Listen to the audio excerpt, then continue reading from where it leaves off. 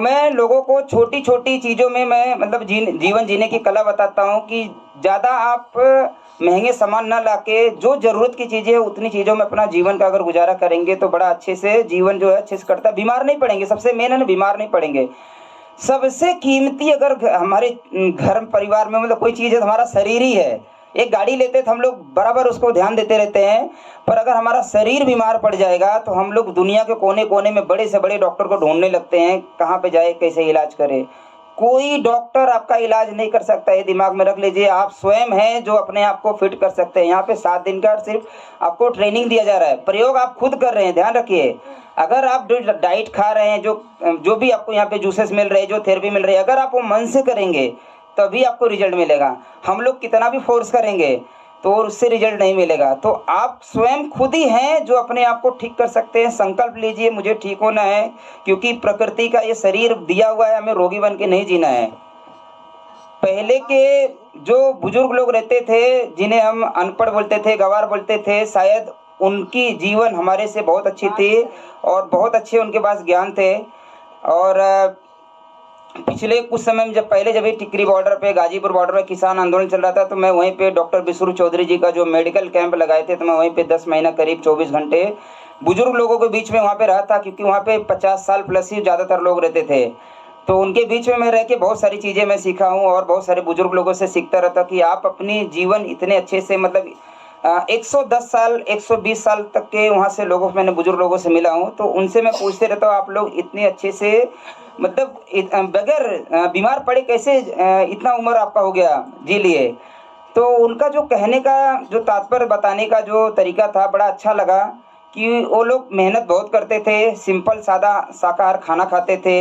ये सबसे अच्छा चीज़ें जो उनका मुझे लगा, मेहनत करते थे, पसीना निकलता था। आप यहाँ पे बाथटब में बैठ के पसीना ही निकाल रहे, दूसरा कुछ नहीं निकल रहे हैं, ठीक है। बाथटब में बैठ के पसीना ही निकाल रहे हैं ना, और भी कुछ निकल रहा है, पसीना से ही टॉक्सिन्स बाहर निकल रहे हैं। तो जितना आप प्रकृति के नज़दीक जाएंगे, अपनी दिनचर्या सेट करके रखिए। और एक और चीज़ें मैं लोगों को बोलता हूँ, अपनी जो रसोई घर है, रसोई घर को जान लो, अपने भोजन को पहचान लो।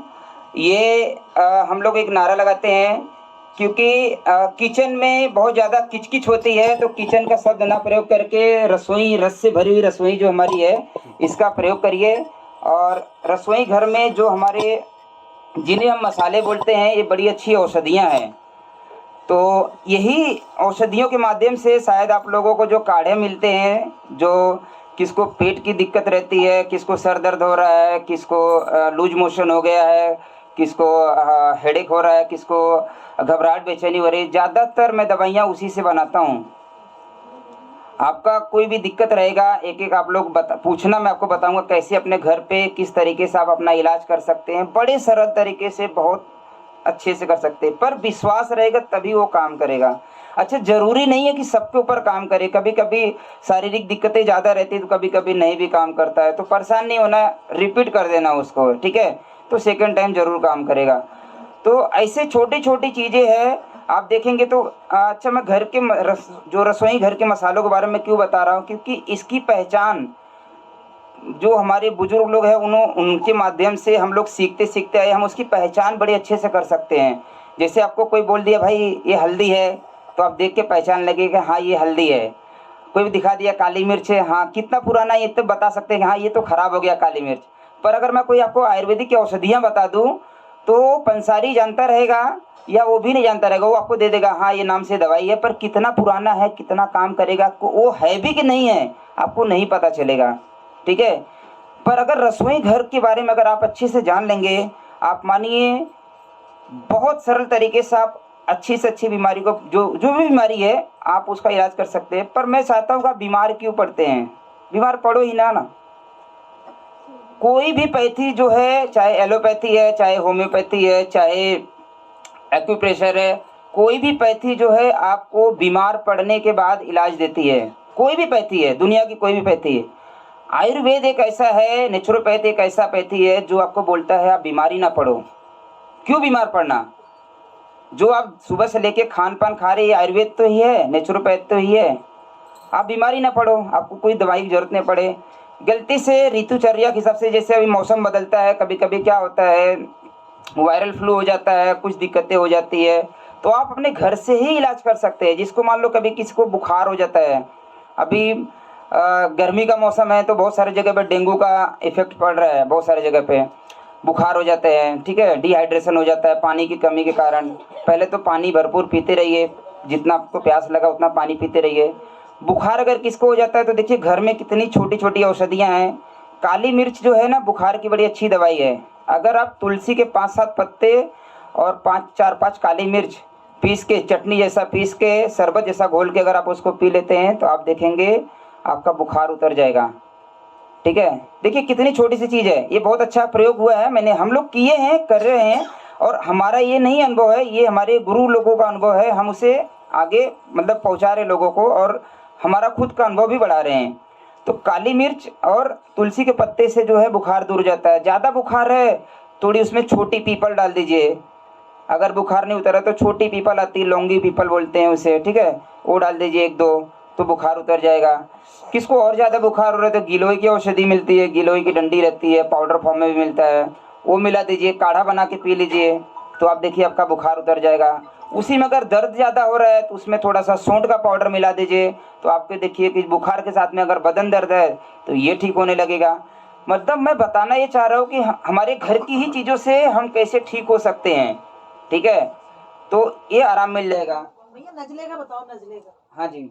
जैसे किसी को नजला हो, हाँ हाँ, है ना, और छींके लग रही हो, तो उसके जी लिए जी, कौन सी औषधि कैसे बनाए? किसको भी सर्दी जुकाम वायरल फ्लू जो भी हो रहा है, लगता माइक बंद हो गया। आवाज आ रही है। अच्छा अच्छा, ठीक है, ऐसे मेरा आवाज़ तेज है, थोड़ा निकल जाता है तो निकल जाता आवाज निकलता है, आवाज निकलता है। ठीक है, कहीं और ले किसको आते भी तो। सर्दी जुकाम बुखार बदन दर्द सब है, तो जो पहला बेसिक है हमारे घर पे, तुलसी अदरक दालचीनी काली मिर्च, ये 4 चीज लेना है। कितना लेना है, 5-7 तुलसी के पत्ते ले लीजिए, 2-3-4 काली मिर्च ले लीजिए, आधा से 1 इंच अदरक का टुकड़ा ले लीजिए, 2-3 चुटकी दालचीनी ले लीजिए। 1 कप पानी में बॉईल करिए, जब आधा कप हो जाए तो हनी मिला लीजिए, गुड़ मिला लीजिए, जो आपके पास उपलब्ध हो, चीनी नहीं मिलाना है, ठीक है। आप मिला के पी लीजिए, आपका जो है दिक्कतें दूर हो जाएगी। बहुत ज़्यादा दिक्कत है, नजला आ रहा है, तो नाक में सरसों का तेल लगाना है, वही काढ़ा जब उबलता है तो उसका स्टीम लेना है, सर पे टॉवल रख के, तो आप देखेंगे आपका जो है नज़ला जो है बहुत जल्दी से ठीक होएगा, वायरल इन्फेक्शन बहुत जल्दी से ठीक होएगा, मतलब बड़ा सरल तरीके से ठीक हो जाएगा। ये पिछले जब कोरोना काल चल रहा था तो हम लोग डाइट के माध्यम से, प्लस ये काढ़े के माध्यम से, प्लस उनको मोटिवेट करके, इसी के माध्यम से हम लोग ने लाखों लोगों को ठीक किया, वो भी फ्री में। 60,000 से ज़्यादा हमारे पास रजिस्टर्ड पेशेंट हैं, 20,000 से ज़्यादा मैंने टिकरी बॉर्डर पे किसान लोग और वहाँ के लोकल लोगों को इलाज दिया जो कि रजिस्टर वहाँ पे है, ठीक है। 40,000 से ज़्यादा हम लोग ने गाजीपुर बॉर्डर पे इलाज दिया, जहाँ पे जो दिल्ली यूपी का बॉर्डर है वहाँ पे हम लोग ने इलाज दिए। हमारी पूरी टीम है डॉक्टर विष्णु चौधरी जी का, जैसे 750 एक्सपर्ट टीम है, तो टोटल लोगों को निःशुल्क इलाज दिए सरल तरीके से। आपको विश्वास होना चाहिए, और अगर आप विश्वास से प्रयोग करेंगे तो आप ठीक हो जाएंगे।